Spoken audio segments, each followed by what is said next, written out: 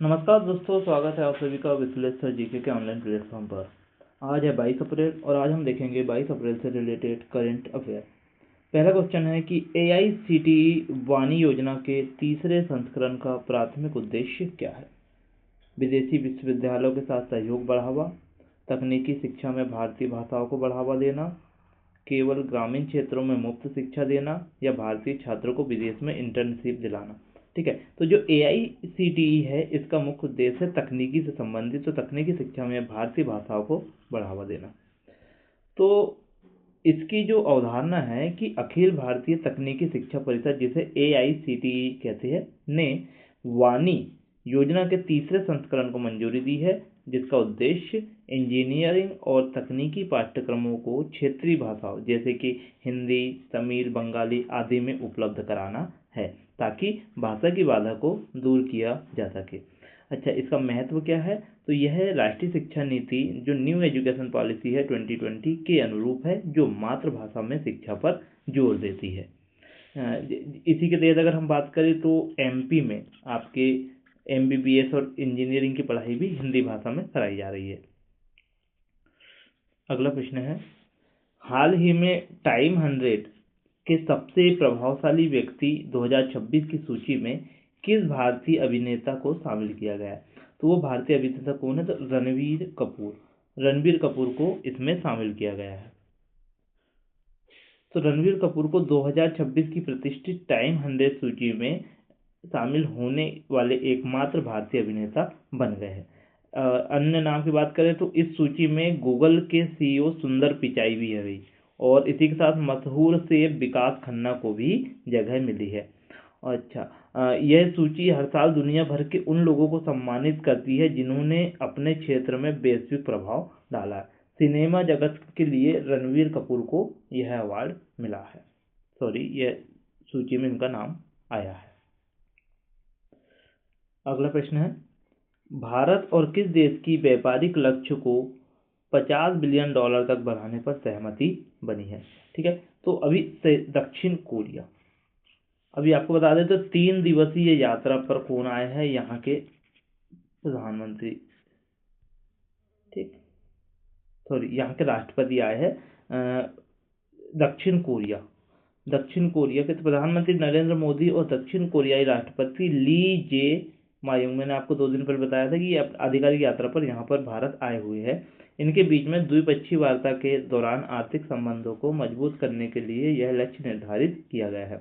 इसके प्रमुख क्षेत्र की बात करें तो सहयोग के मुख्य क्षेत्र में सेमीकंडक्टर मतलब चिप्स और शिपिंग उद्योग को शामिल किया गया है। अगला प्रश्न है, एपिस मेलिफेरा जो हाल ही में खबरों में थी किस प्रजाति से संबंधित है? ठीक है, तो यह जो संबंधित है यह शहद की मक्खी से संबंधित है। देखते हैं, तो वैज्ञानिकों ने ये एपिस मेलिफेरा जो कि यूरोपीय मधुमक्खी है के व्यवहार और उनके परागण पैटर्न में बदलाव पर एक नया शोध प्रकाशित किया है, जो पर्यावरण परिवर्तन के प्रति उनकी संवेदना को दर्शाता है। अगला प्रश्न है, हिमाचल प्रदेश के किस राष्ट्रीय उद्यान के आसपास के इको सेंसिटिव जोन की अधिसूचना को हाल ही में हाई कोर्ट ने रद्द किया? और एक राष्ट्रीय उद्यान था जहां पर इको सेंसिटिव जोन से घोषित किया गया था, वहां अधिसूचना निकाली गई थी, लेकिन अभी फिलहाल उसे रद्द कर दिया गया है। यह है कर्नल शेरजंग नेशनल पार्क, जो कि कहाँ पर आपके हिमाचल प्रदेश में। तो अभी हिमाचल प्रदेश की बात करें तो यहाँ पर उच्च न्यायालय ने कर्नल शेरजंग राष्ट्रीय उद्यान, जिसे सिंबलवाड़ा नेशनल पार्क भी कहा जाता है, के आसपास के इको सेंसिटिव जोन की अधिसूचना को रद्द कर दिया। यह उद्यान हिमाचल के पावंटा साहिब में स्थित है और इसका नाम प्रसिद्ध स्वतंत्रता सेनानी और पर्यावरणविद कर्नल शेरजंग के नाम पर रखा गया है, और यह शिवालिक पहाड़ियों के निचले हिस्से में स्थित है। अगला प्रश्न है, हाल ही में विजडन क्रिकेट इलेक्मेन 2026 द्वारा किस भारतीय खिलाड़ी को leading cricketer in the world घोषित किया गया है? विराट कोहली, रोहित शर्मा, शुभमन गिल या जसप्रीत? तो अभी हाल ही में शुभमन गिल को यहाँ पर विजडन क्रिकेट अलैकमैन 2026 के नाम अपने खिलाड़ी के नाम पर घोषित किया गया है। अगला इसकी बात देख लेते हैं पूरा कि विजडन है क्या। तो जिसे विजडन को ही क्रिकेट का बाइबल भी कहा जाता है और 2026 के संस्करण में शुभमन गिल को उनके शानदार प्रदर्शन के लिए विश्व का अग्रणी क्रिकेटर चुना गया है। रिकॉर्ड की अगर हम बात करें तो गिल ने पिछले 17 में सभी प्रारूपों, चाहे वो टेस्ट हो, ओडीआई हो या T20 हो, में सर्वाधिक रन बनाए हैं और कई महत्वपूर्ण पारियां भी खेली है। अगला प्रश्न है, किस राज्य सरकार ने हाल ही में प्रोजेक्ट संजीवनी लॉन्च किया है? बहुत इंपॉर्टेंट क्वेश्चन है ये। तो अभी तेलंगाना राज्य ने क्या किया है? प्रोजेक्ट संजीवनी लॉन्च किया है।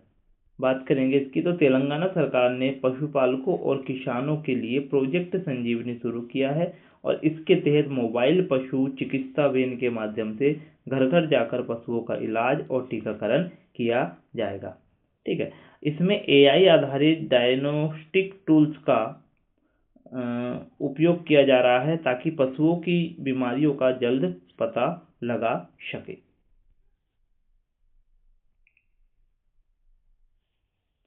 अगला प्रश्न है, रक्षा मंत्री राजनाथ सिंह ने 20 अप्रैल 2026 से किस देश की 3 दिवसीय आधिकारिक यात्रा पर गए हैं? फ्रांस, जर्मनी, जापान या वियतनाम? तो अभी हाल ही में जर्मनी देश में आपके 20 अप्रैल को कौन गए हैं? आपके राजनाथ सिंह।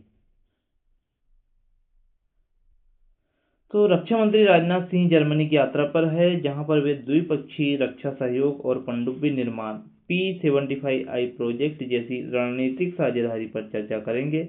और अब महत्व की बात करें तो भारत और जर्मनी के बीच रक्षा औद्योगिक सहयोग को बढ़ावा देना इस यात्रा का मुख्य एजेंडा रहने वाला है। प्रश्न 9 है, भारत में हर साल राष्ट्रीय सिविल सेवा दिवस कब मनाया जाता है? तो प्रत्येक वर्ष अगर हम देखें तो 21 अप्रैल को प्रतिवर्ष राष्ट्रीय सिविल सेवा दिवस मनाया जाता है। अब ये क्यों मनाया जाता है, इसकी डिटेल देखते हैं। तो इस तारीख का पहले हम महत्व देखेंगे कि 21 अप्रैल ही क्यों।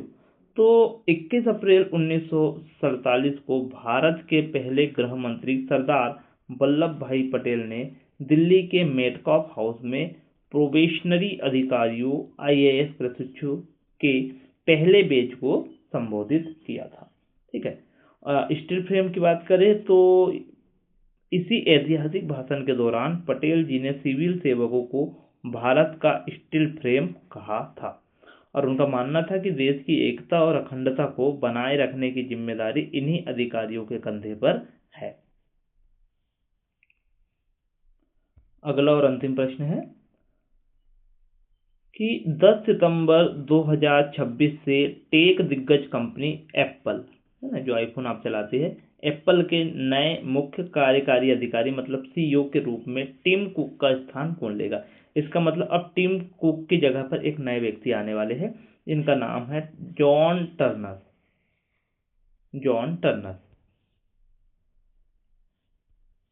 तो जॉन टर्नर जो है 1 सितंबर 2026 को आधिकारिक तौर पर कार्यभार संभालेंगे और टिम कुक का कार्यकाल अगर हम देखें तो टिम कुक ने 2011 में स्टीव जॉब्स के एप्पल की कमान संभाली थी और उनके 15 साल के सफल नेतृत्व के बाद अब नेतृत्व में परिवर्तन हो रहा है। और बात करें अनुभव की तो टर्नर 2001 में एप्पल की प्रोजेक्ट डिजाइन टीम में शामिल हुए थे और उन्हें कंपनी में काम करते हुए 25 साल से अधिक का अनुभव भी रहा है।